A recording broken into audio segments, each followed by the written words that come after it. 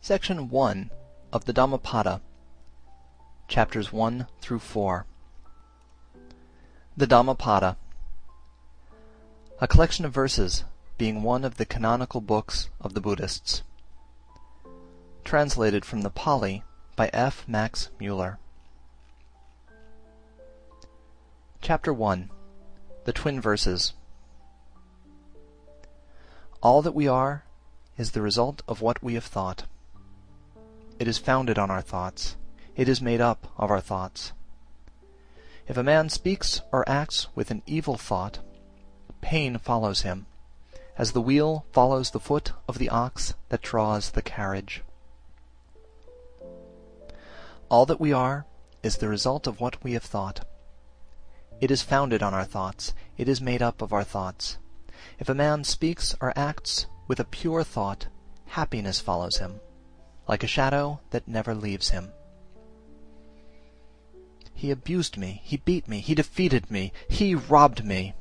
In those who harbor such thoughts, hatred will never cease. He abused me, he beat me, he defeated me, he robbed me. In those who do not harbor such thoughts, hatred will cease. For hatred does not cease by hatred at any time. Hatred ceases by love.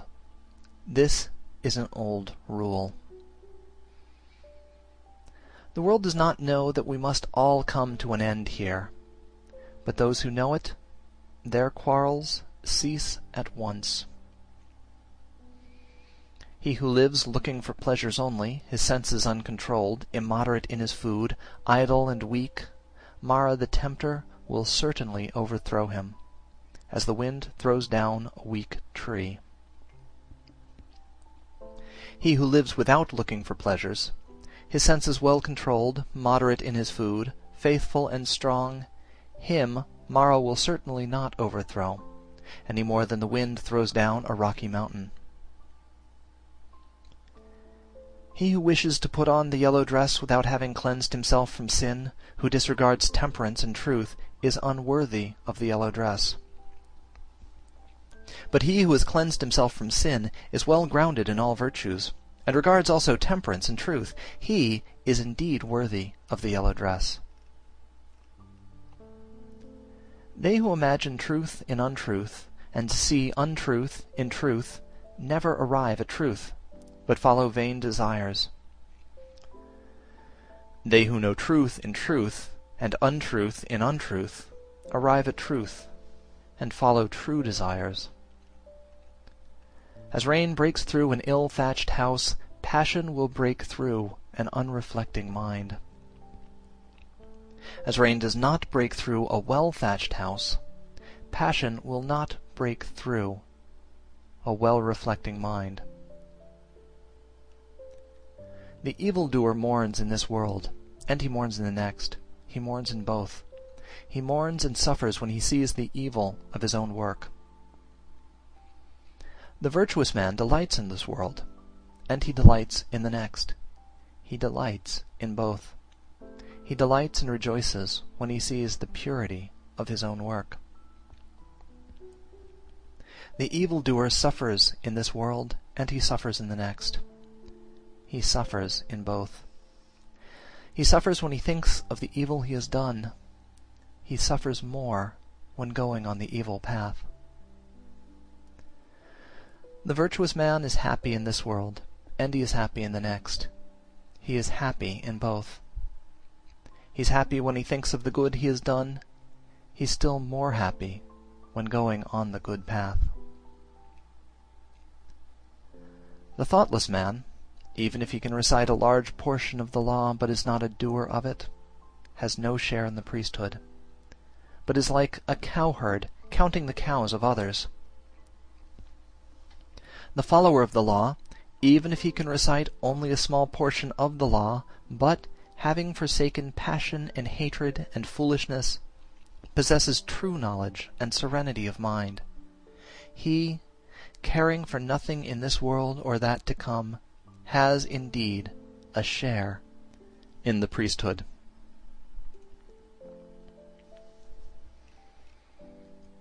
Chapter 2. on earnestness. Earnestness is the path of immortality, nirvana. Thoughtlessness is the path of death. Those who are in earnest do not die. Those who are thoughtless are as if dead already. Those who are advanced in earnestness, having understood this clearly, delight in earnestness, and rejoice in the knowledge of the Aryas, the elect. These wise people, meditative, steady, always possessed of strong powers, attain to nirvana, the highest happiness. If an earnest person has roused himself, if he is not forgetful, if his deeds are pure, if he acts with consideration, if he restrains himself and lives according to law, then his glory will increase. By rousing himself, by earnestness, by restraint and control, the wise man may make for himself an island which no flood can overwhelm. Fools follow after vanity, men of evil wisdom. The wise man keeps earnestness as his best jewel. Follow not after vanity, nor after the enjoyment of love and lust. He who is earnest and meditative obtains ample joy.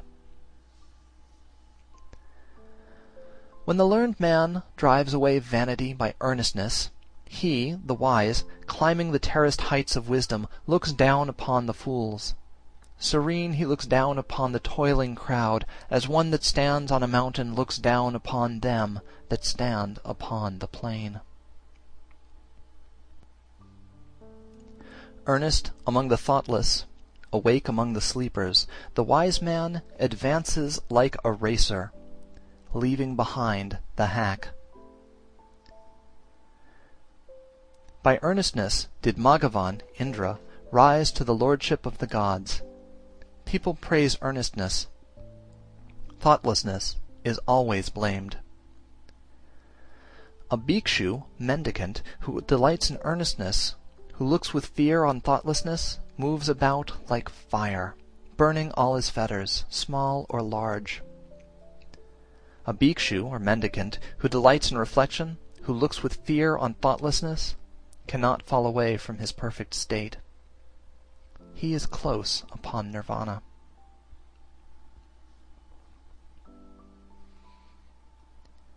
Chapter 3. Thought.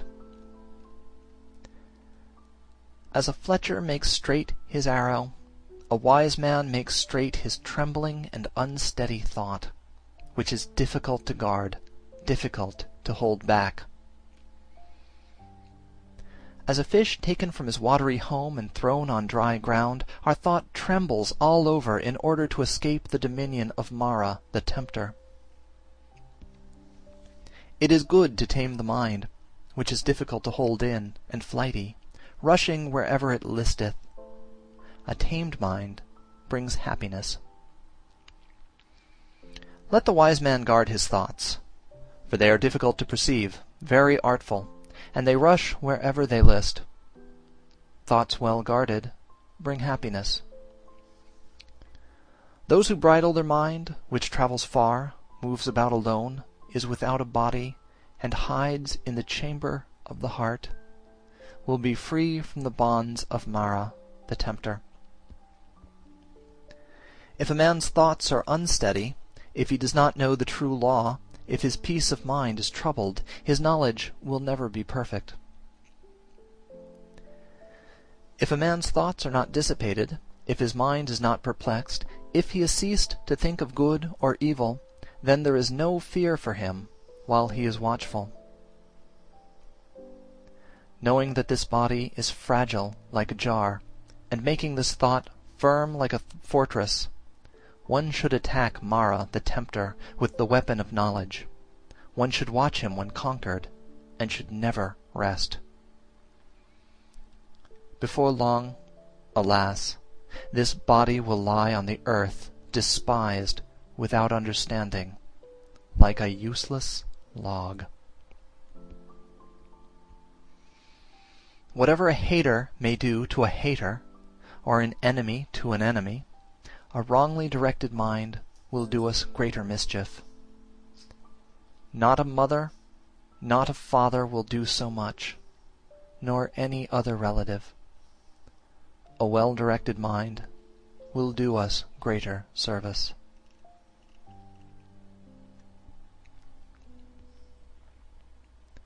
Chapter 4. Flowers. Who shall overcome this earth, and the world of Yama, the lord of the departed, and the world of the gods? Who shall find out the plainly shown path of virtue, as a clever man finds out the right flower? The disciple will overcome the earth, and the world of Yama, and the world of the gods. The disciple will find out the plainly shown path of virtue, as a clever man finds out the right flower. He who knows that this body is like a froth, and has learnt that it is as unsubstantial as a mirage, will break the flower-pointed arrow of Mara, and never see the king of death. Death carries off a man who is gathering flowers, and whose mind is distracted, as a flood carries off a sleeping village. Death subdues a man who is gathering flowers, and whose mind is distracted, before he is satiated in his pleasures. As the bee collects nectar, and departs without injuring the flower, or its colour or scent, so let a sage dwell in his village. Not the perversities of others, not their sins of commission or omission, but his own misdeeds and negligences should a sage take notice of. Like a beautiful flower, full of colour but without scent, are the fine but fruitless words of him who does not act accordingly. But, like a beautiful flower, full of colour and full of scent, are the fine and fruitful words of him who acts accordingly. As many kinds of wreaths can be made from a heap of flowers, so many good things may be achieved by a mortal when once he is born. The scent of flowers does not travel against the wind, nor that of sandalwood, or of tagara and malika flowers, but the odour of good people travels even against the wind. A good man pervades every place. Sandalwood or tagara, a lotus flower, or a vasiki, among these sorts of perfumes the perfume of virtue is unsurpassed. Mean is the scent that comes from tagara and sandalwood. The perfume of those who possess virtue rises up to the gods as the highest. Of the people who possess these virtues, who live without thoughtlessness, and who are emancipated through true knowledge, Mara, the tempter, never finds the way. As on a heap of rubbish cast upon the highway, the lily will grow full of sweet perfume and delight. Thus the disciple of the truly enlightened Buddha shines forth by his knowledge among those who are like rubbish, among the people that walk in darkness. End of Section 1. Section 2 of the Dhammapada, chapters 5 through 8. The Dhammapada, translated by Friedrich Max Müller. Section 2. Chapter 5. The Fool. Long is the night to him who is awake. Long is a mile to him who is tired. Long is life to the foolish, who do not know the true law. If a traveller does not meet with one who is his better, or his equal, let him firmly keep to his solitary journey. There is no companionship with a fool. These sons belong to me, and this wealth belongs to me. With such thoughts a fool is tormented. He himself does not belong to himself, how much less sons and wealth. The fool who knows his foolishness is wise at least so far, but a fool who thinks himself wise, he is called a fool indeed. If a fool be associated with a wise man even all his life, he will perceive the truth as little as a spoon perceives the taste of soup. If an intelligent man be associated for 1 minute only with a wise man, he will soon perceive the truth, as the tongue perceives the taste of soup. Fools of little understanding have themselves for their greatest enemies, for they do evil deeds which must bear bitter fruits. That deed is not well done of which a man must repent, and the reward of which he receives crying and with a tearful face.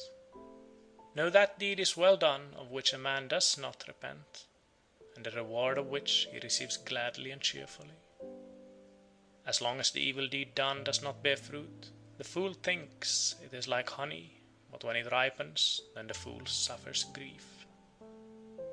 Let a fool month after month eat his food like an ascetic with the tip of a blade of kusha grass, yet he is not worth the 16th particle of those who have well weighed the law. An evil deed, like newly drawn milk, does not turn suddenly. Smouldering like fire covered by ashes, it follows the fool. And when the evil deed, after it has become known, brings sorrow to the fool, then it destroys his bright lot, nay, it cleaves his head. Let the fool wish for a false reputation, for precedence among the bhikshus, for lordship in the convents, for worship among other people. May both the layman and he who has left the world think that this is done by me. May they be subject to me in everything which is to be done or is not to be done. Thus is the mind of the fool, and his desire and pride increase. One is the road that leads to wealth, another the road that leads to nirvana. If the bhikshu, the disciple of Buddha, has learnt this, he will not yearn for honor, he will strive after separation from the world. End of chapter 5. Chapter 6. The Wise Man, Pandita. If you see an intelligent man who tells you where true treasures are to be found, who shows what is to be avoided, and administers reproofs, follow that wise man. It will be better, not worse, for those who follow him. Let him admonish, let him teach, let him forbid what is improper. He will be beloved of the good, by the bad he will be hated. Do not have evildoers for friends, do not have low people for friends. Have virtuous people for friends, have for friends the best of men.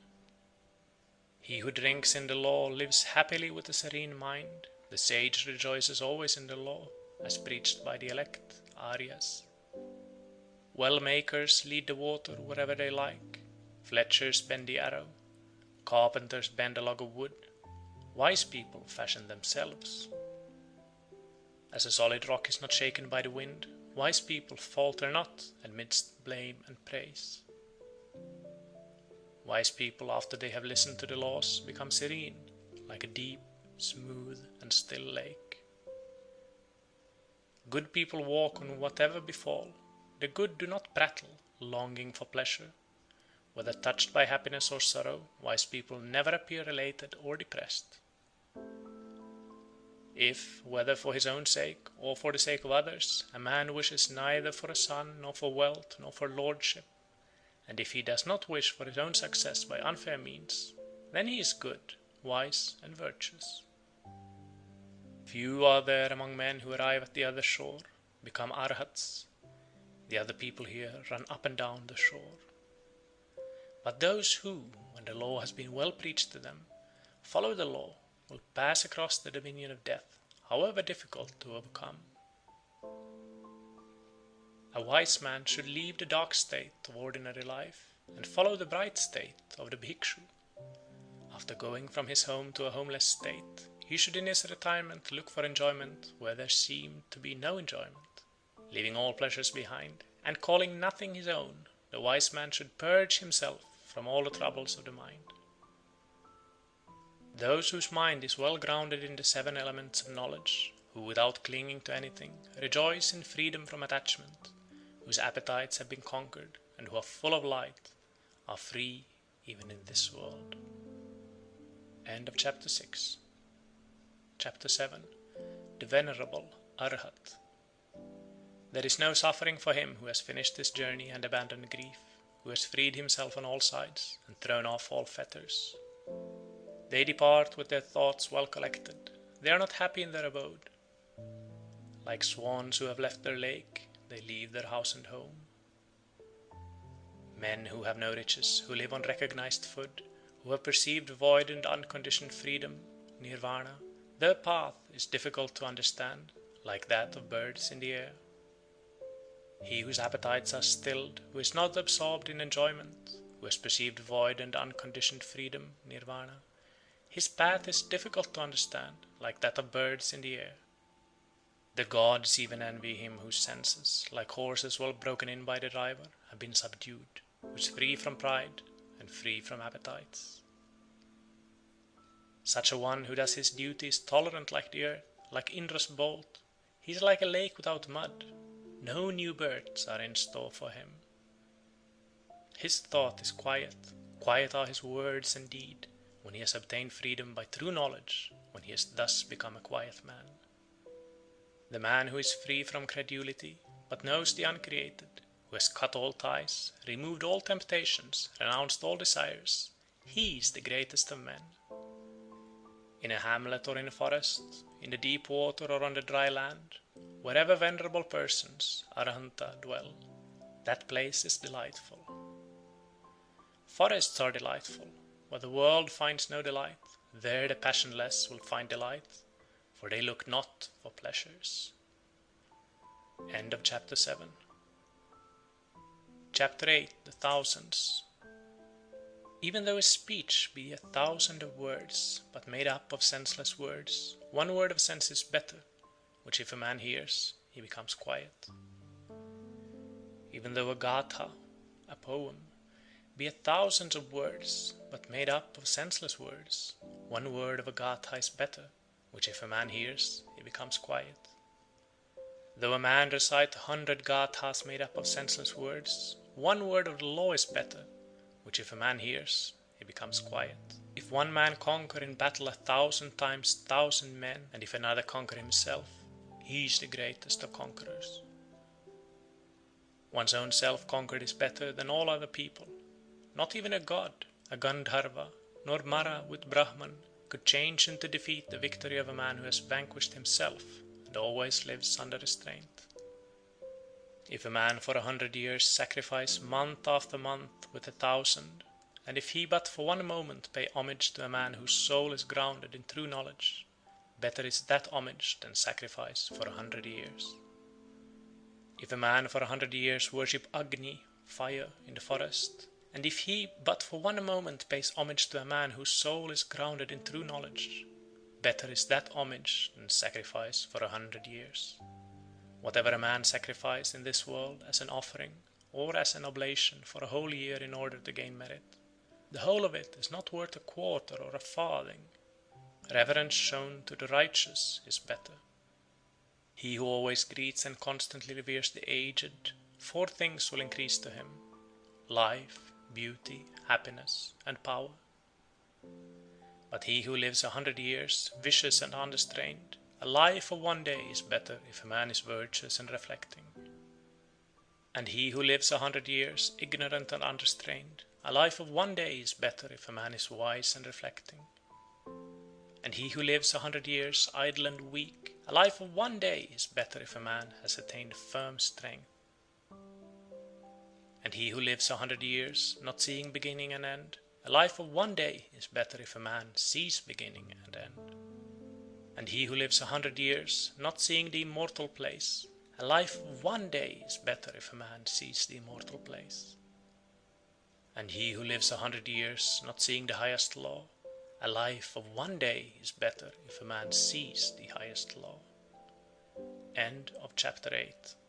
End of section 2. Section 3 of the Dhammapada.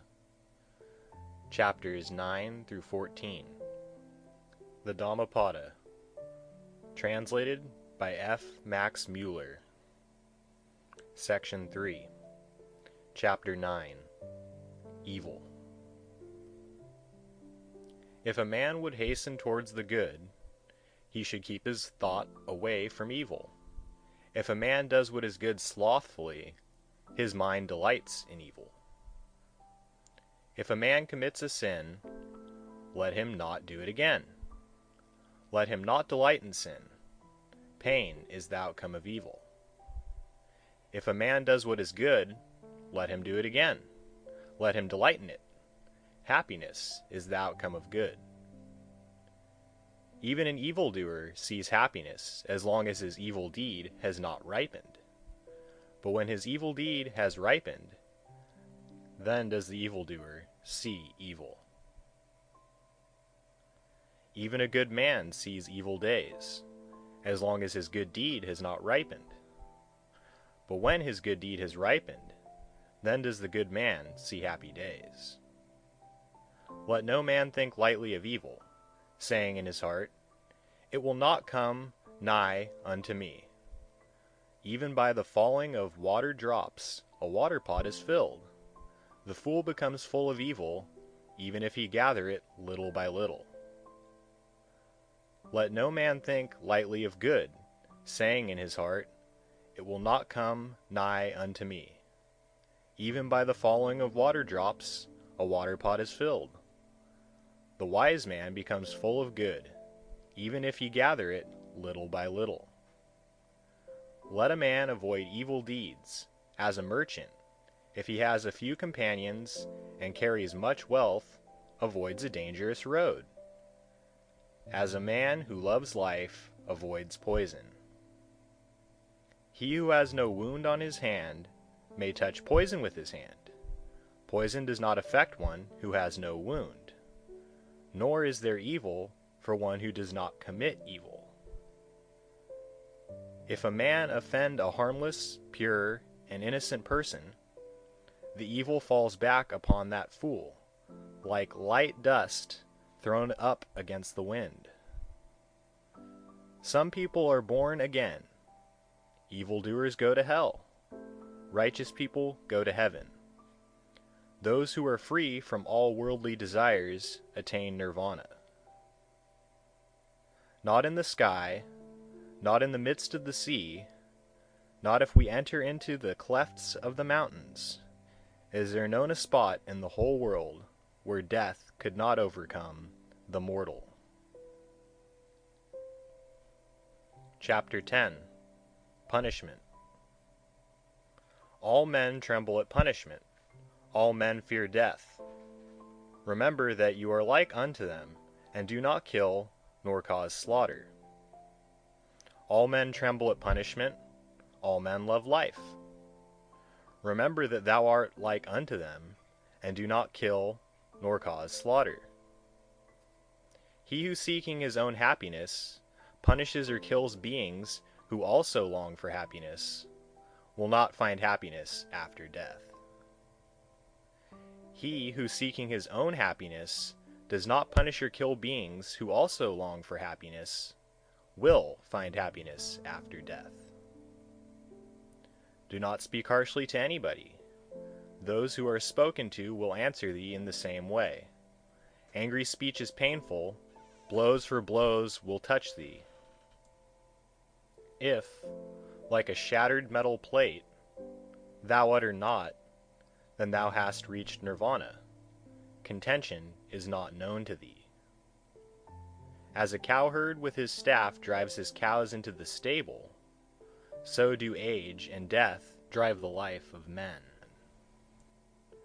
A fool does not know when he commits his evil deeds, but the wicked man burns by his own deeds, as if burnt by fire. He who inflicts pain on innocent and harmless persons will soon come to one of these 10 states. He will have cruel suffering, loss, injury of the body, heavy affliction, or loss of mind, or misfortune coming from the king, or a fearful accusation, or loss of relations, or destruction of treasures, or lightning fire will burn his houses. And when his body is destroyed, the fool will go to hell. Not nakedness, not plaited hair, not dirt, not fasting, or lying on the earth, not rubbing with dust, not sitting motionless, can purify a mortal who has not overcome desires. He who, though dressed in fine apparel, exercises tranquility, is quiet, subdued, restrained, chaste, and has ceased to find fault with all other beings, he indeed is Brahmana, an ascetic, Sramana, a friar, Bhiksu. Is there in this world any man so restrained by humility that he does not mind reproof, as a well-trained horse the whip? Like a well-trained horse, when touched by the whip, be ye active and lively, and by faith, by virtue, by energy, by meditation, by discernment of the law, you will overcome this great pain of reproof, perfect in knowledge and in behavior, and never forgetful. Well makers lead the water wherever they like. Fletchers bend the arrow. Carpenters bend a log of wood. Good people fashion themselves. Chapter 11. Old Age. How is their laughter? How is their joy, as this world is always burning? Why do you not seek a light, ye who are surrounded by darkness? Look at this dressed-up lump, covered with wounds, joined together, sickly, full of many thoughts, which has no strength, no hold. This body is wasted, full of sickness and frail. This heap of corruption breaks to pieces. Life indeed ends in death. Those white bones, like gourds thrown away in the autumn, what pleasure is there in looking at them? After a stronghold has been made of the bones, it is covered with flesh and blood, and there dwell in it old age and death, pride and deceit. The brilliant chariots of kings are destroyed. The body also approaches destruction, but the virtue of good people never approaches destruction. Thus do the good say to the good. A man who has learnt little grows old like an ox. His flesh grows, but his knowledge does not grow. Looking for the maker of this tabernacle, I shall have to run through a course of many births, so long as I do not find him. And painful is birth again and again. But now, maker of the tabernacle, thou hast been seen. Thou shalt not make up this tabernacle again. All thy rafters are broken, thy ridgepole is sundered. The mind, approaching the eternal, Visankhara, Nirvana, has attained to the extinction of all desires. Men who have not observed proper discipline and have not gained treasure in their youth perish like old herons in a lake without fish. Men who have not observed proper discipline and have not gained treasure in their youth lie like broken bows, sighing after the past. Chapter 12. Self. If a man hold himself dear, let him watch himself carefully. During one at least out of the 3 watches, a wise man should be watchful. Let each man direct himself first to what is proper, then let him teach others. Thus a wise man will not suffer. If a man make himself as he teaches others to be, then, being himself well subdued, he may subdue others. One's own self is indeed difficult to subdue. Self is the lord of self. Who else could be the lord? With self well subdued, a man finds a lord such as few can find. The evil done by oneself, self-begotten, self-bred, crushes the foolish, as a diamond breaks a precious stone. He whose wickedness is very great brings himself down to that state where his enemy wishes him to be, as a creeper does with the tree which it surrounds. Bad deeds and deeds hurtful to ourselves are easy to do. What is beneficial and good, that is very difficult to do.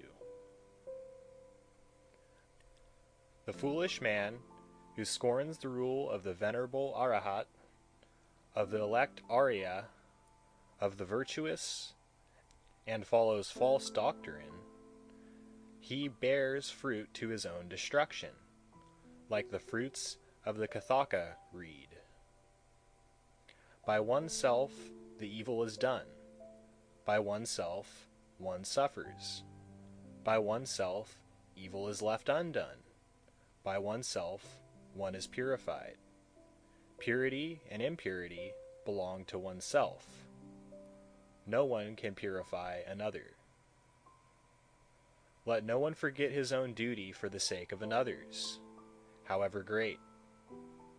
Let a man, after he has discerned his own duty, be always attentive to his duty. Chapter 13. The World. Do not follow the evil law. Do not live on in thoughtlessness. Do not follow false doctrine. Be not a friend of the world. Rouse thyself. Do not be idle. Follow the law of virtue. The virtuous rests in bliss in this world and in the next. Follow the law of virtue. Do not follow that of sin. The virtuous rests in bliss in this world and in the next. Look upon the world as a bubble. Look upon it as a mirage. The king of death does not see him who thus looks down upon the world. Come, look at this glittering world, like unto a royal chariot. The foolish are immersed in it, but the wise do not touch it. He who formerly was reckless and afterwards became sober brightens up this world, like the moon when freed from the clouds. He whose evil deeds are covered by good deeds brightens up this world, like the moon when freed from the clouds. This world is dark. Few only can see here. A few only go to heaven, like birds escaped from the net. The swans go on the path of the sun. They go through the ether by means of their miraculous power.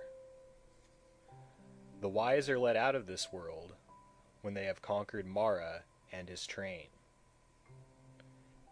If a man has transgressed one law, and speaks lies, and scoffs at another world, there is no evil he will not do. The uncharitable do not go to the world of the gods. Fools only do not praise liberality. A wise man rejoices in liberality, and through it becomes blessed in the other world. Better than sovereignty over the earth, better than going to heaven, better than lordship over all worlds, is the reward of the first step in holiness. Chapter 14. The Buddha, the Awakened. He whose conquest is not conquered again, into whose conquest no one in this world enters, by what track can you lead him, the awakened, the omniscient, the trackless? He whom no desire with its snares and poisons can lead astray, by what track can you lead him, the awakened, the omniscient, the trackless? Even the gods envy those who are awakened and not forgetful, who are given to meditation, who are wise, and who delight in the repose of retirement from the world. Difficult to obtain in the conception of men, difficult is the life of mortals, difficult is the hearing of the true law, difficult is the birth of the awakened, the attainment of Buddhahood. Not to commit any sin, to do good, and to purify one's mind, that is the teaching of all the awakened. The awakened call patience the highest penance, long-suffering the highest nirvana. For he is not an anchorite, pravagita, who strikes others. He is not an ascetic, sramana, who insults others. Not to blame, not to strike, to live restrained under the law, to be moderate in eating, to sleep and sit alone, and to dwell on the highest thoughts. This is the teaching of the awakened. There is no satisfying lusts, even by a shower of gold pieces. He who knows that lusts have a short taste and cause pain, he is wise. Even in heavenly pleasures he finds no satisfaction. The disciple who is fully awakened delights only in the destruction of all desires. Men, driven by fear, go to many a refuge, to mountains and forests, to groves and sacred trees. But that is not a safe refuge. That is not the best refuge. A man is not delivered from all pains after having gone to that refuge. He who takes refuge with Buddha, the law, and the church, he who with clear understanding sees the four holy truths, viz., pain, the origin of pain, the destruction of pain, and the eightfold holy way that leads to the quieting of pain. That is the safe refuge, that is the best refuge. Having gone to that refuge, a man is delivered from all pain. A supernatural person, a Buddha, is not easily found. He is not born everywhere. Wherever such a sage is born, that race prospers. Happy is the arising of the awakened. Happy is the teaching of the true law. Happy is peace in the church. Happy is the devotion of those who are at peace.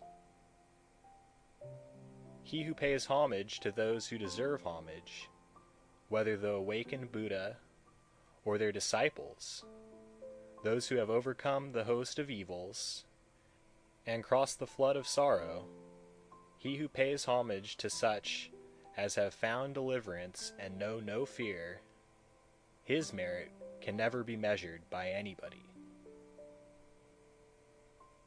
End Section 3. Section 4 of the Dhammapada, chapters 15 through 18.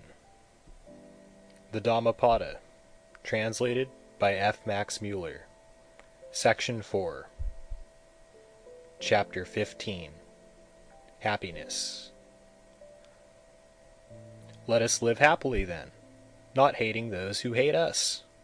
Among men who hate us, let us dwell free from hatred.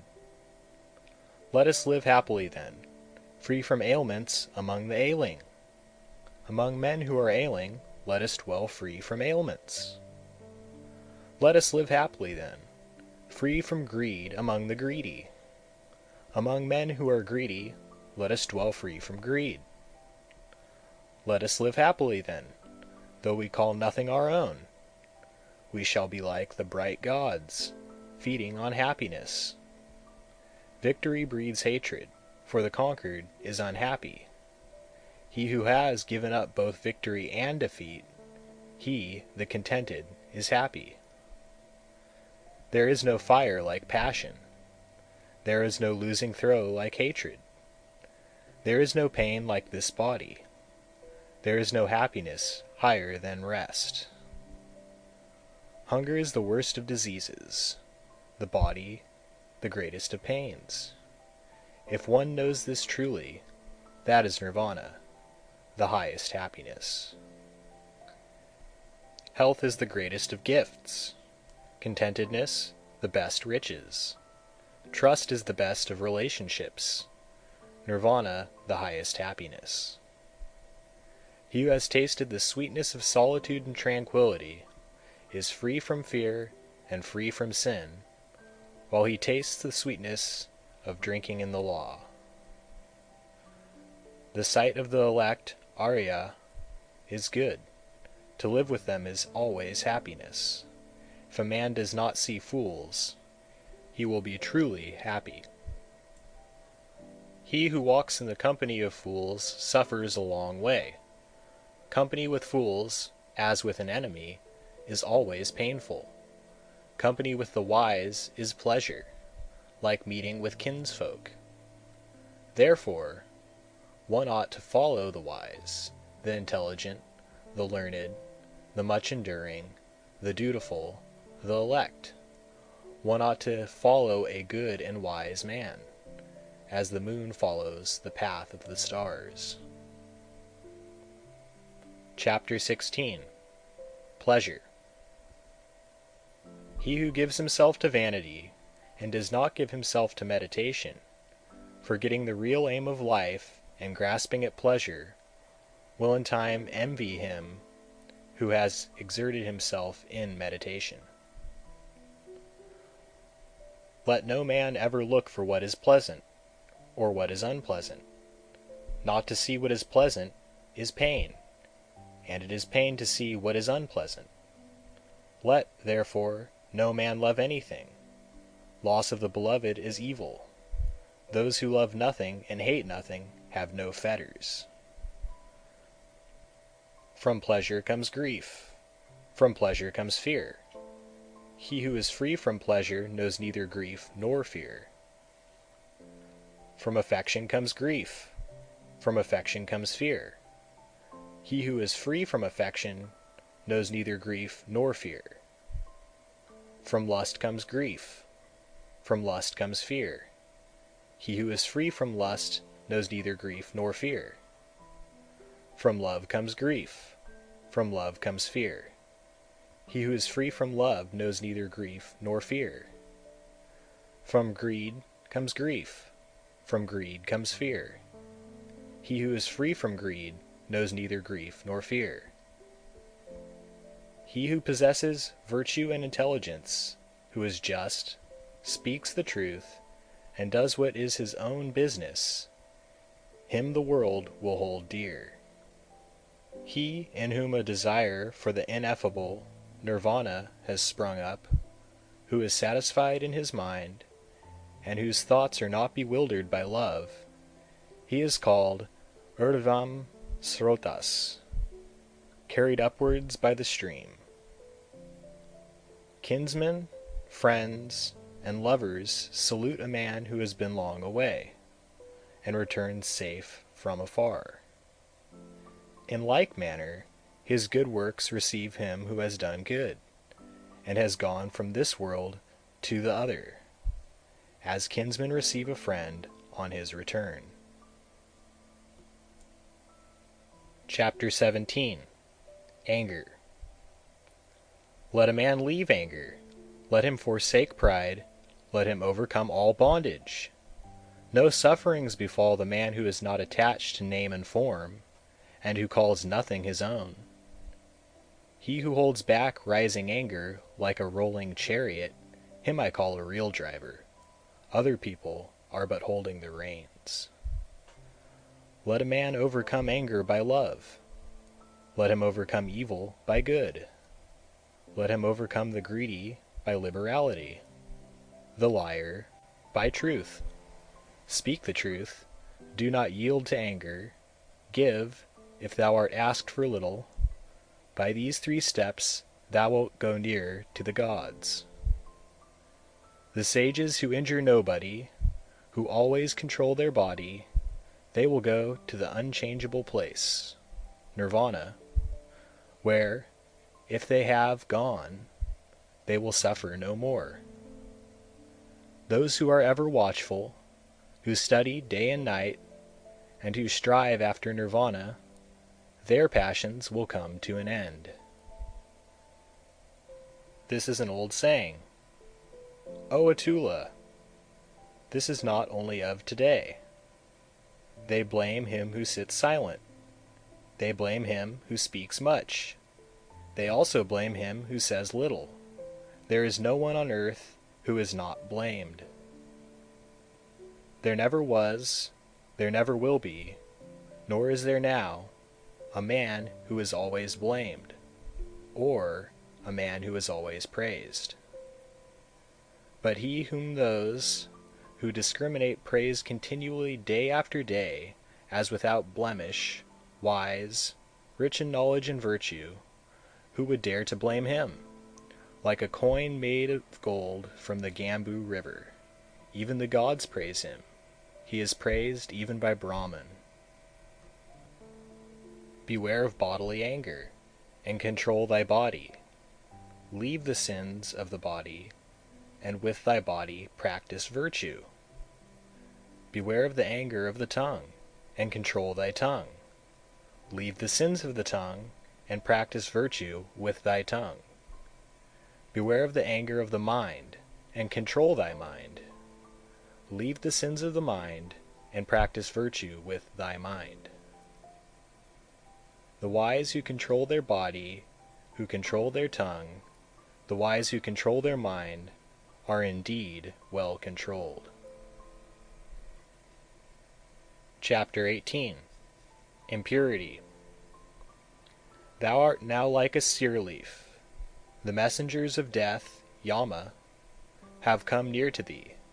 Thou standest at the door of thy departure, and thou hast no provision for thy journey. Make thyself an island, work hard, be wise. When thy impurities are blown away, and thou art free from guilt, thou wilt enter into the heavenly world of the elect, Arya. Thy life has come to an end. Thou art come near to death, Yama. There is no resting place for thee on the road, and thou hast no provision for thy journey. Make thyself an island, work hard, be wise. When thy impurities are blown away, and thou art free from guilt, thou wilt not enter again into birth and decay. Let a wise man blow off the impurities of his self, as a smith blows off the impurities of silver, one by one, little by little, and from time to time. As the impurity which springs from the iron, when it springs from it, destroys it, thus do a transgressor's own works lead him to the evil path. The taint of prayers is non-repetition. The taint of houses, non-repair. The taint of the body is sloth. The taint of a watchman, thoughtlessness. Bad conduct is the taint of woman. Greediness, the taint of a benefactor. Tainted are all evil ways in this world and in the next.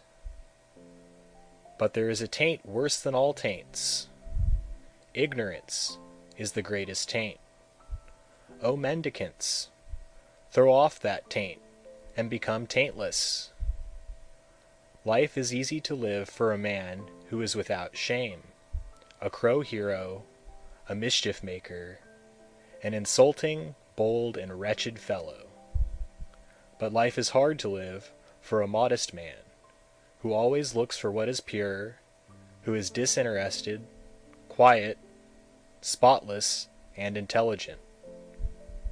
He who destroys life, who speaks untruth, who in this world takes what is not given him, who goes to another man's wife, and the man who gives himself to drinking intoxicating liquors, he, even in this world, digs up his own root. O man, know this, that the unrestrained are in a bad state. Take care that greediness and vice do not bring thee to grief for a long time. The world gives according to their faith, or according to their pleasure. If a man frets about the food and the drink given to others, he will find no rest either by day or by night. He in whom that feeling is destroyed, and taken out with the very root, finds rest by day and by night.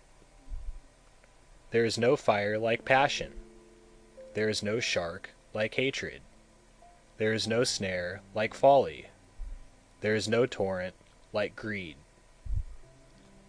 The fault of others is easily perceived, but that of oneself is difficult to perceive. A man winnows his neighbor's faults like chaff, but his own fault he hides, as a cheat hides the bad die from the gambler. If a man looks after the faults of others, and is always inclined to be offended, his own passions will grow, and he is far from the destruction of passions. There is no path through the air. A man is not a samana by outward acts. The world delights in vanity. The Tathagatas, the Buddhas, are free from vanity. There is no path through the air. A man is not a samana by outward acts.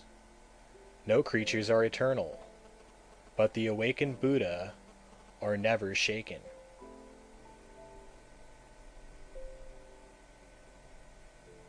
End Section 4 of the Dhammapada. Section 5 of the Dhammapada, Chapters 19 through 22. The Dhammapada, translated by F. Max Mueller. Section 5. Chapter 19. The Just. A man is not just if he carries a matter by violence. No, he who distinguishes both right and wrong, who is learned and leads others, not by violence, but by law and equity, and who is guarded by the law and intelligent, he is called just. A man is not learned because he talks much. He who is patient, free from hatred and fear, he is called learned. A man is not a supporter of the law because he talks much, even if a man has learnt little, but sees the law bodily. He is a supporter of the law, a man who never neglects the law. A man is not an elder because his head is gray. His age may be ripe, but he is called old in vain. He in whom there is truth, virtue, love, restraint, moderation, he who is free from impurity and is wise, he is called an elder. An envious, greedy, dishonest man does not become respectable by means of much talking only, or by the beauty of his complexion. He in whom all this is destroyed and taken out with the very root, he, when freed from hatred and wise, is called respectable. Not by tonsure does an undisciplined man who speaks falsehood become a samana. Can a man be a samana who is still held captive by desire and greediness? He who always quiets the evil, whether small or large, he is called a samana, a quiet man, because he has quieted all evil. A man is not a mendicant or bhiksu simply because he asks others for alms. He who adopts the whole law is a bhiksu, not he who only begs. He who is above good and evil, who is chaste, who with knowledge passes through the world, he indeed is called a bhiksu. A man is not a muni because he observes silence, if he is foolish and ignorant, but the wise who, taking the balance, chooses the good and avoids evil, he is a muni, and is a muni thereby. He who in this world weighs both sides is called a muni. A man is not an elect, an araya, because he injures living creatures. Because he has pity on all living creatures, therefore is a man called araya. Not only by discipline and vows, not only by much learning, not by entering into a trance, not by sleeping alone, do I earn the happiness of release which no worldling can know. Bhikkhu, be not confident as long as thou hast not attained the extinction of desires. End of chapter 19. Chapter 20. The Way. The best of ways is the eightfold, the best of truths, the 4 words, the best of virtues, passionlessness, the best of men, he who has eyes to see. This is the way.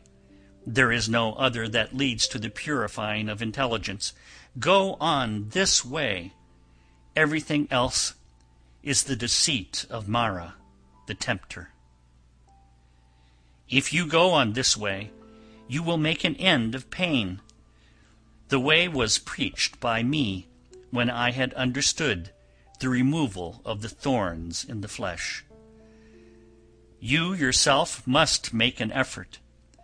The Tathagatas, the Buddhas, are only preachers. The thoughtful who enter the way are freed from the bond of Mara. All created things perish. He who knows and sees this becomes passive in pain. This is the way to purity. All created things are grief and pain. He who knows and sees this becomes passive in pain. This is the way that leads to purity. All forms are unreal. He who knows and sees this becomes passive in pain. This is the way that leads to purity. He who does not rouse himself when it is time to rise, who, though young and strong, is full of sloth, whose will and thought are weak, that lazy and idle man will never find the way to knowledge.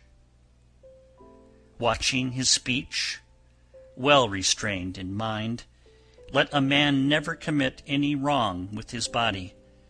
Let a man but keep these 3 roads of action clear, and he will achieve the way which is taught by the wise.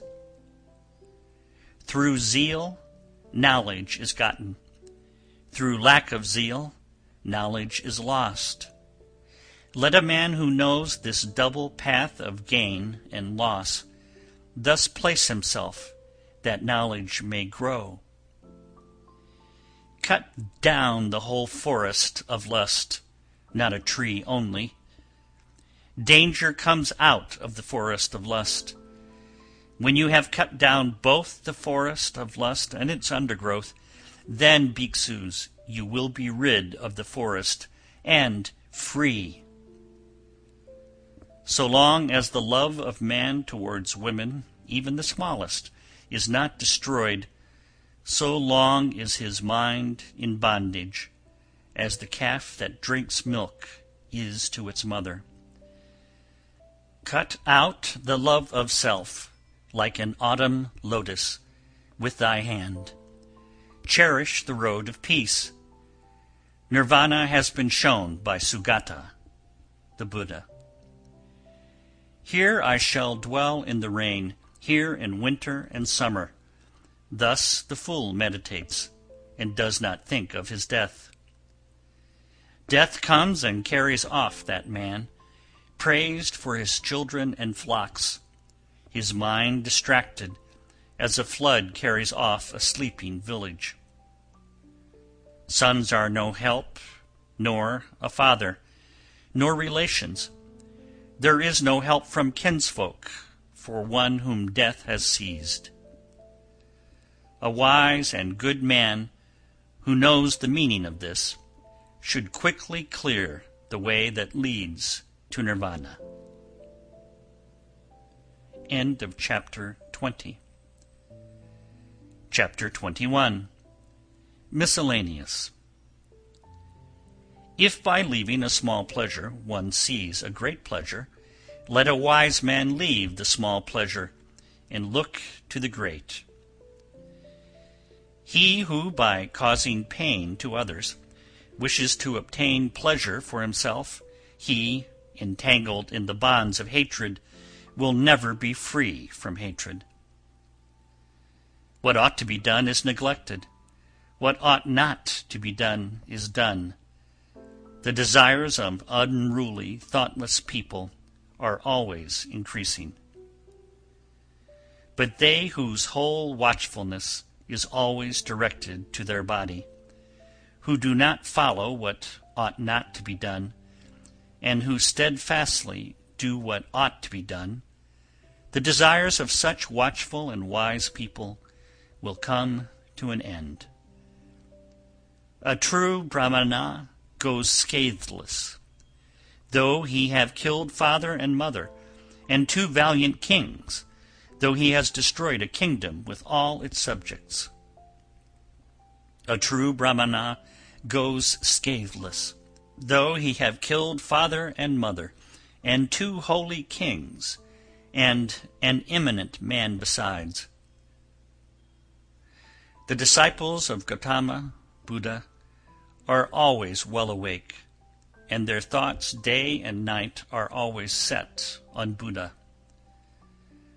The disciples of Gautama are always well awake, and their thoughts day and night are always set on the law.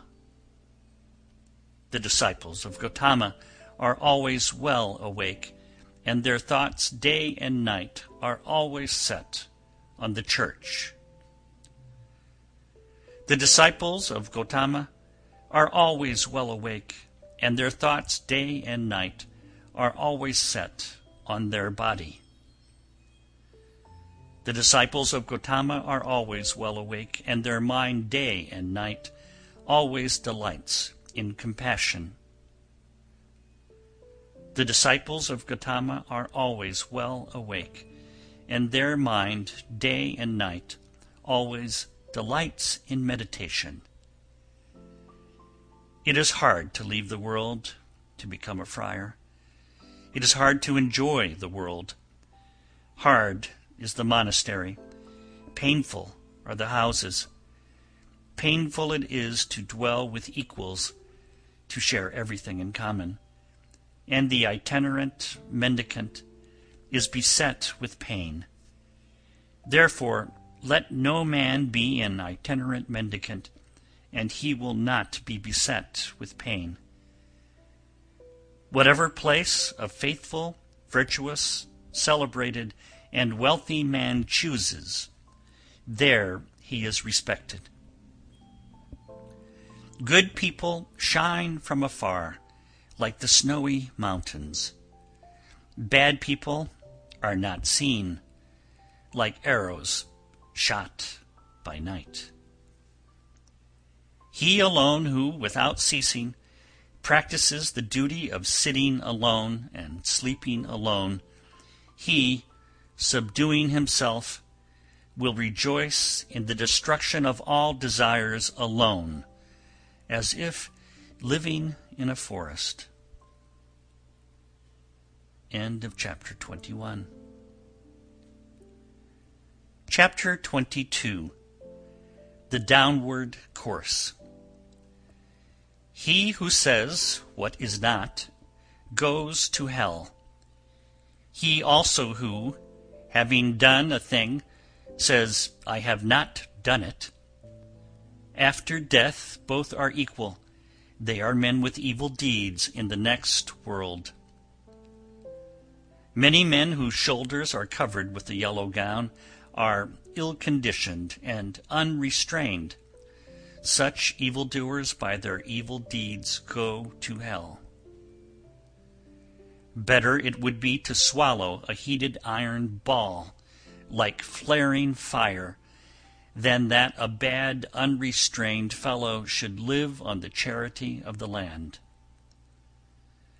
4 things does a reckless man gain who covets his neighbor's wife: a bad reputation, an uncomfortable bed, thirdly, punishment, and lastly, hell. There is bad reputation, and the evil way to hell. There is the short pleasure of the frightened in the arms of the frightened, and the king imposes heavy punishment. Therefore let no man think of his neighbor's wife. As a grass blade, if badly grasped, cuts the arm, badly practiced asceticism leads to hell. An act carelessly performed, a broken vow, and hesitating obedience to discipline, all this brings no great reward. If anything is to be done, let a man do it. Let him attack it vigorously. A careless pilgrim only scatters the dust of his passions more widely. An evil deed is better left undone, for a man repents of it afterwards. A good deed is better done, for having done it, one does not repent. Like a well-guarded frontier fort, with defenses within and without, so let a man guard himself. Not a moment should escape, for they who allow the right moment to pass suffer pain when they are in hell. They who are ashamed of what they ought not to be ashamed of, and are not ashamed of what they ought to be ashamed of, such men, embracing false doctrines, enter the evil path. They who fear when they ought not to fear, and fear not when they ought to fear, such men, embracing false doctrines, enter the evil path. They who forbid when there is nothing to be forbidden, and forbid not when there is something to be forbidden, such men, embracing false doctrines, enter the evil path. They who know what is forbidden as forbidden, and what is not forbidden as not forbidden, such men, embracing the true doctrine, enter the good path. End of chapter 22 and end of section 5. Section 6 of the Dhammapada, chapters 23 through 25. The Dhammapada, a collection of verses, being one of the canonical books of the Buddhists. Translated by F. Max Mueller. Section 6. Chapter 23. The Elephant.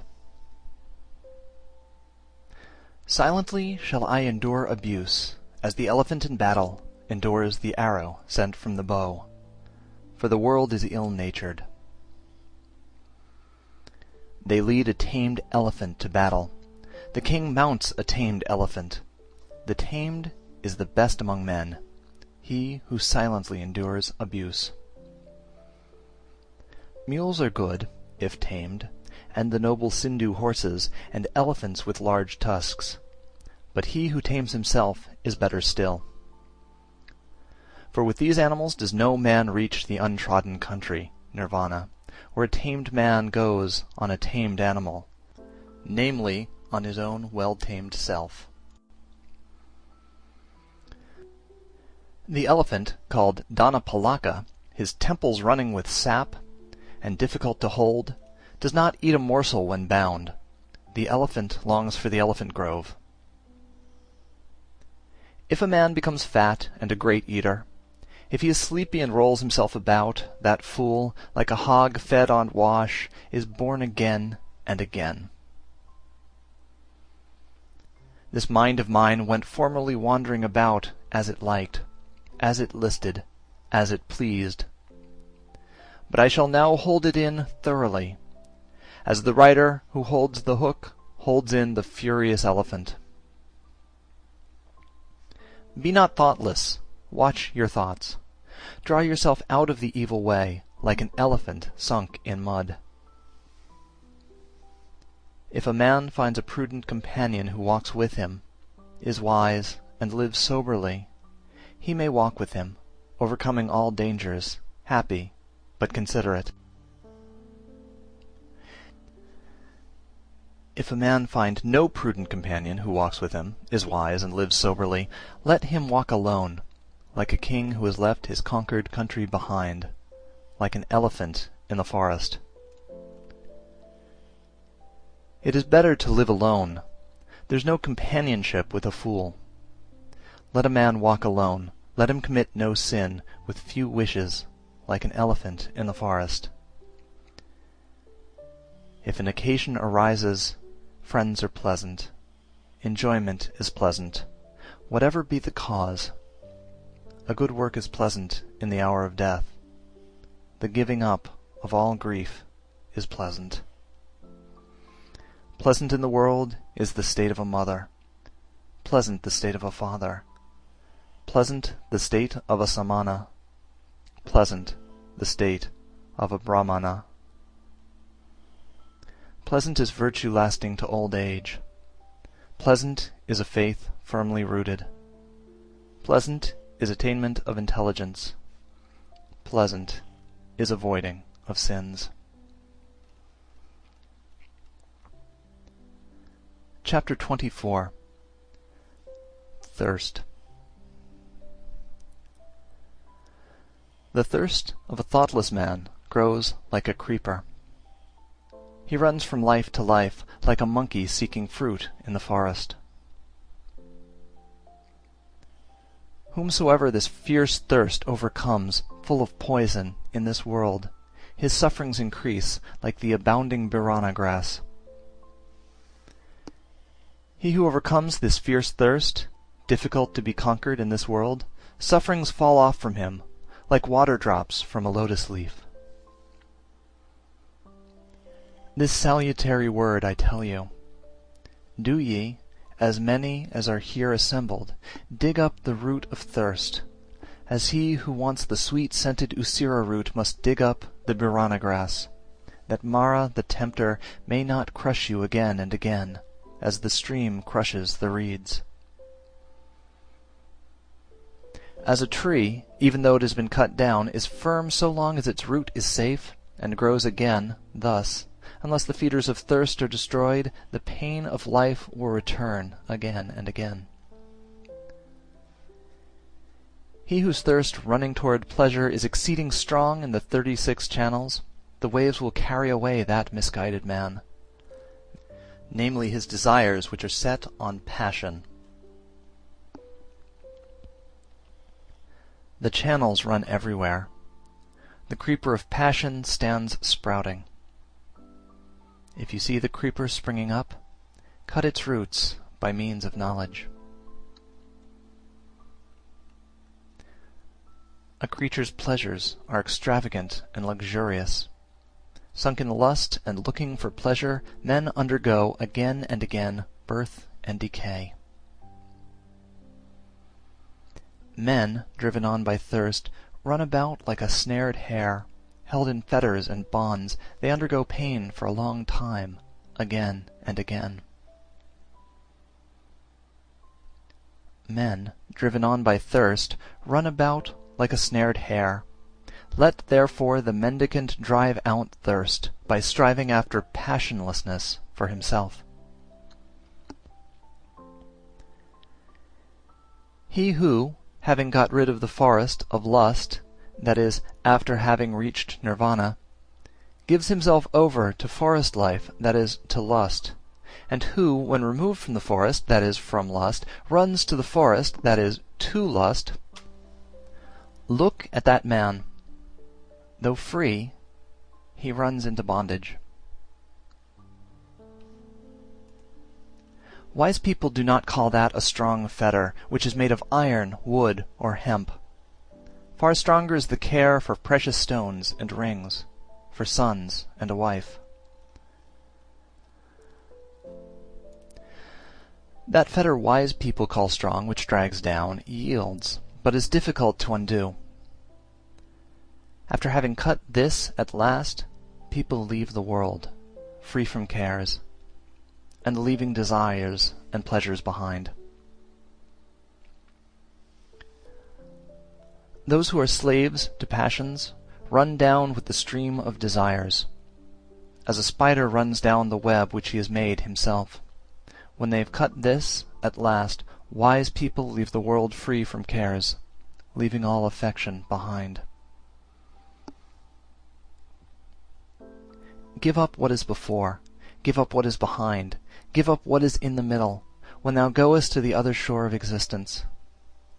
If thy mind is altogether free, thou wilt not again enter into birth and decay.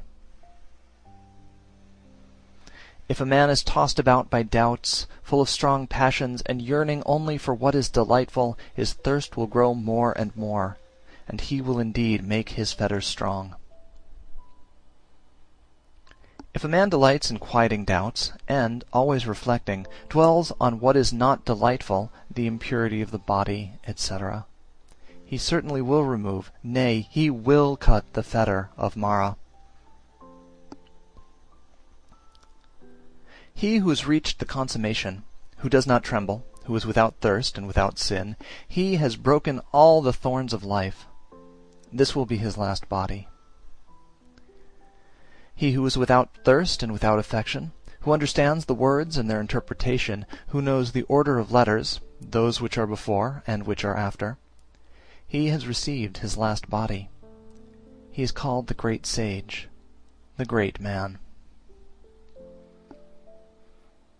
I have conquered all. I know all. In all conditions of life I am free from taint. I have left all, and through the destruction of thirst I am free. Having learnt myself, whom shall I teach? The gift of the law exceeds all gifts. The sweetness of the law exceeds all sweetness. The delight in the law exceeds all delights. The extinction of thirst overcomes all pain. Pleasures destroy the foolish, if they look not for the other shore. The foolish by his thirst for pleasures destroys himself, as if he were his own enemy. The fields are damaged by weeds. Mankind is damaged by passion. Therefore a gift bestowed on the passionless brings great reward. The fields are damaged by weeds. Mankind is damaged by hatred. Therefore a gift bestowed on those who do not hate brings great reward. The fields are damaged by weeds. Mankind is damaged by vanity. Therefore a gift bestowed on those who are free from vanity brings great reward. The fields are damaged by weeds. Mankind is damaged by lust. Therefore a gift bestowed on those who are free from lust brings great reward.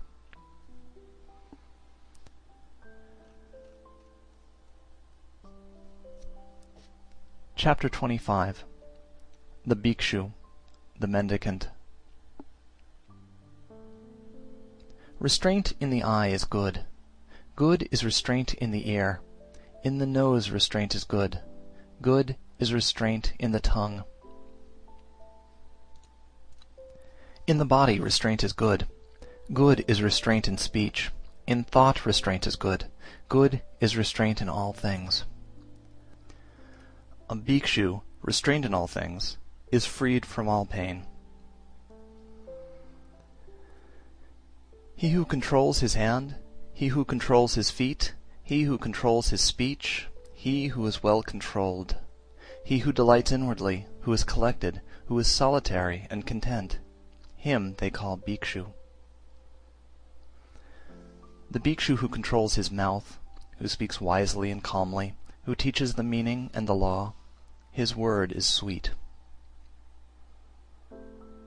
He who dwells in the law, delights in the law, meditates on the law, follows the law, that bhikshu will never fall away from the true law.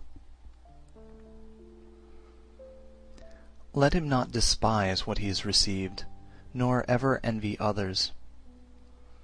A mendicant who envies others does not obtain peace of mind.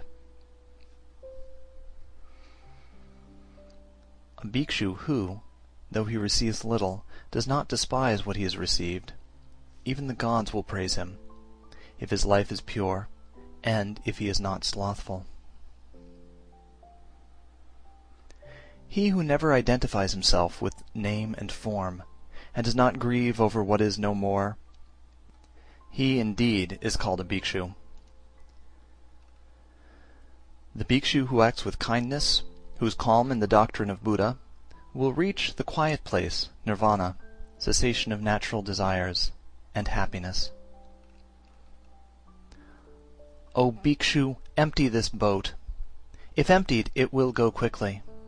Having cut off passion and hatred, thou wilt go to nirvana. Cut off the 5 senses. Leave the 5.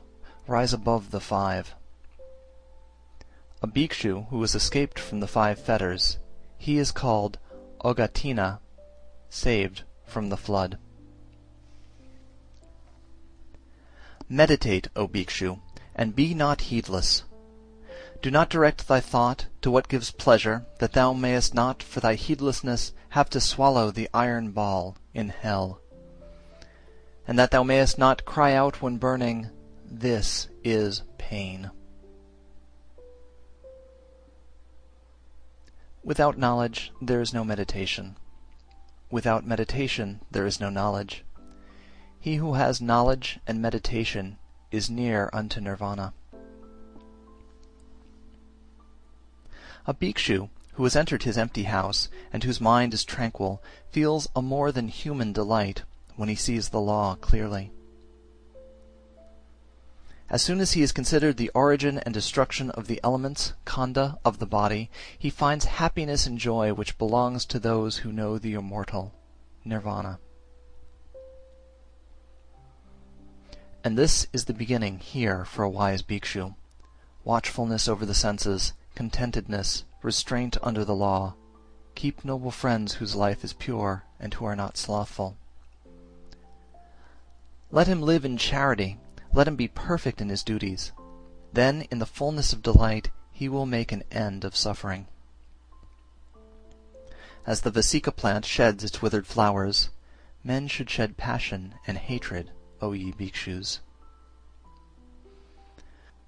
The bhikshu whose body and tongue and mind are quieted, who is collected, and has rejected the baits of the world, he is called quiet. Rouse thyself by thyself. Examine thyself by thyself. Thus self-protected and attentive wilt thou live happily, O bhikshu. For self is the lord of self. Self is the refuge of self. Therefore curb thyself, as the merchant curbs a good horse. The bhikshu, full of delight, who is calm in the doctrine of Buddha, will reach the quiet place, nirvana, cessation of natural desires, and happiness. He who, even as a young bhikshu, applies himself to the doctrine of Buddha, brightens up this world, like the moon when free from clouds.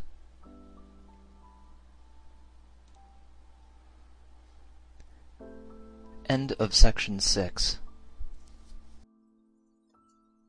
Section 7 of the Dhammapada. Chapter 26. The Dhammapada, translated by F. Max Müller. Chapter 26. The Brahmana, Arhat. Stop the stream valiantly, drive away the desires, O Brahmana. When you have understood the destruction of all that was made, you will understand that which was not made.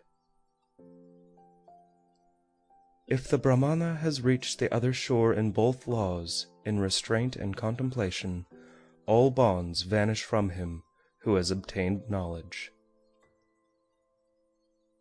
He for whom there is neither this nor that shore, nor both, him the fearless and unshackled, I call indeed a Brahmana. He who is thoughtful, blameless, settled, dutiful, without passions, and who has attained the highest end, I call him indeed a Brahmana. The sun is bright by day, the moon shines by night. The warrior is bright in his armor, the Brahmana is bright in his meditation, but Buddha, the awakened, is bright with splendor day and night. Because a man is rid of evil, therefore he is called Brahmana. Because he walks quietly, therefore he is called Samana. Because he has sent away his own impurities, therefore he is called Pravragita, Pavagita, a pilgrim. No one should attack a Brahmana, but no Brahmana, if attacked, should let himself fly at his aggressor. Woe to him who strikes a Brahmana, more woe to him who flies at his aggressor. It advantages a Brahmana not a little if he holds his mind back from the pleasures of life. When all wish to injure has vanished, pain will cease. Him I call indeed a Brahmana who does not offend by body, word, or thought, and is controlled on these 3 points. After a man has once understood the law as taught by the well-awakened Buddha, let him worship it carefully as the Brahmana worships the sacrificial fire. A man does not become a Brahmana by his plaited hair, by his family, or by birth. In whom there is truth and righteousness, he is blessed, he is a Brahmana. What is the use of plaited hair, O fool? What of the raiment of goatskins? Within thee there is ravening, but the outside thou makest clean. The man who wears dirty raiments, who is emaciated and covered with veins, who lives alone in the forest and meditates, I call him indeed a Brahmana. I do not call a man a Brahmana because of his origin or of his mother. He is indeed arrogant and he is wealthy, but the poor who is free from all attachments, him I call indeed a Brahmana. Him I call indeed a Brahmana who has cut all fetters, who never trembles, is independent and unshackled. Him I call indeed a Brahmana who has cut the strap and the thong, the chain with all that pertains to it, who has burst the bar and is awakened. Him I call indeed a Brahmana who, though he has committed no offense, endures reproach, bonds, and stripes, who has endurance for his force and strength for his army. Him I call indeed a Brahmana who is free from anger, dutiful, virtuous, without appetite, who is subdued and has received his last body. Him I call indeed a Brahmana who does not cling to pleasures, like water on a lotus leaf, like a mustard seed on the point of a needle. Him I call indeed a Brahmana who, even here, knows the end of his suffering, has put down his burden, and is unshackled.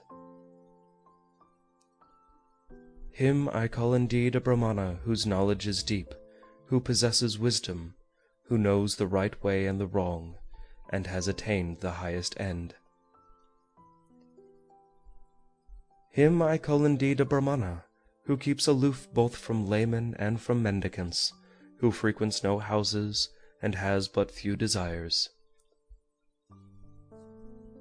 Him I call indeed a Brahmana, who finds no fault with other beings, whether feeble or strong, and does not kill nor cause slaughter.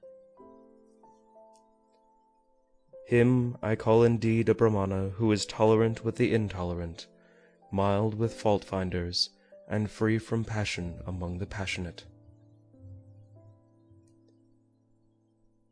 Him I call indeed a Brahmana, from whom anger and hatred, pride and envy have dropped like a mustard seed from the point of a needle. Him I call indeed a Brahmana, who utters true speech, instructive and free from harshness, so that he offend no one. Him I call indeed a Brahmana, who takes nothing in the world that is not given him, be it long or short, small or large, good or bad. Him I call indeed a Brahmana, who fosters no desires for this world or for the next, has no inclinations, and is unshackled. Him I call indeed a Brahmana, who has no interests, and when he has understood the truth, does not say, "How? How?" and who has reached the depth of the immortal. Him I call indeed a Brahmana, who in this world is above good and evil, above the bondage of both, free from grief from sin and from impurity. Him I call indeed a Brahmana, who is bright like the moon, pure, serene, undisturbed, and in whom all gaiety is extinct. Him I call indeed a Brahmana, who has traversed this miry road, the impassable world and its vanity, who has gone through and reached the other shore, is thoughtful, guileless, free from doubts, free from attachment, and content. Him I call indeed a Brahmana, who in this world, leaving all desires, travels about without a home, and in whom all concupiscence is extinct. Him I call indeed a Brahmana, who, leaving all longings, travels about without a home, and in whom all covetousness is extinct. Him I call indeed a Brahmana, who, after leaving all bondage to men, has risen above all bondage to the gods, and is free from all and every bondage. Him I call indeed a Brahmana, who has left what gives pleasure and what gives pain, who is cold and free from all germs of renewed life, the hero who has conquered all the worlds. Him I call indeed a Brahmana, who knows the destruction and the return of beings everywhere, who is free from bondage, welfaring, Sugata, and awakened, Buddha. Him I call indeed a Brahmana, whose path the gods do not know, nor spirits, Gandharvas, nor men whose passions are extinct, and who is an Arhat, venerable. Him I call indeed a Brahmana, who calls nothing his own, whether it be before, behind, or between, who is poor and free from the love of the world. Him I call indeed a Brahmana, the manly, the noble, the hero, the great sage, the conqueror, the impassible, the accomplished, the awakened. Him I call indeed a Brahmana, who knows his former abodes, who sees heaven and hell, and has reached the end of births, is perfect in knowledge, a sage, and whose perfections are all perfect. End of section 7. End of the Dhammapada.